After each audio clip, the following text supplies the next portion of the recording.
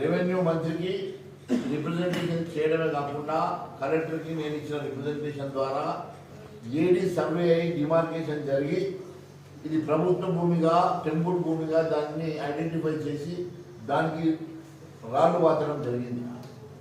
ఇప్పుడు అది రిజిస్ట్రేషన్ ఆగిపోయినాయి, పూర్తిగా ఎండోమెంట్ కంట్రోల్కి వచ్చేసింది. దాన్ని అతి త్వరలో ఫెన్సింగ్ చేపించి ఎండోమెంట్కి హ్యాండ్ ఓవర్ చేయించడమే కాకుండా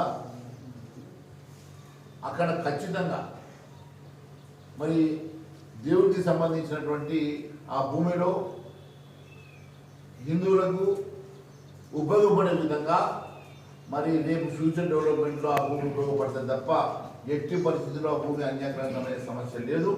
ఆ భూమిని కాపాడుకునే బాధ్యత మనందరి మీద ఉన్నది. దాన్ని ఇప్పటికే నేను మరి కలెక్టర్ తోటి ఏడీ తోటి రిప్రజెంటేషన్ ఇప్పించి ఏడీ తోటి సర్వే చేయించి డిమార్కేషన్ చేయించడం జరిగింది. ఖచ్చితంగా ఒకవేళ ఆ ఎంక్రోచ్మెంట్ ఆగకుండా ఉంటే డెఫినెట్గా మన బజరందర్ వాళ్ళు పోయేసి అక్కడ యజ్ఞం చేస్తామన్నారు. కానీ నేను వద్దు అని చెప్పేసి ఆపిన. మరి అది ప్రభుత్వమే ముందుకు వచ్చి సర్వే చేసి ఆ భూమిని మరి ఇయర్ మార్క్ చేసింది కాబట్టి ఆ భూమిని కాపాడినాం ఇప్పటికీ.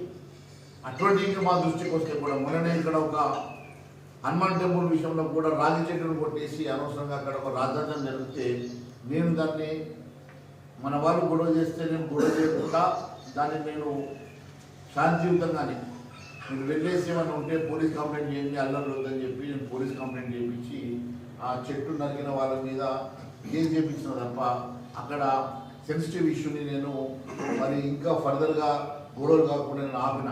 ఇప్పుడు నేను ఒక ఎమ్మెల్యేగా శాంతి భద్రతలు ఇక్కడ ఉన్నటువంటి అందరి సంరక్షణ నా బాధ్యత కాబట్టి నేను బాధ్యతగానే పనిచేస్తున్నాను.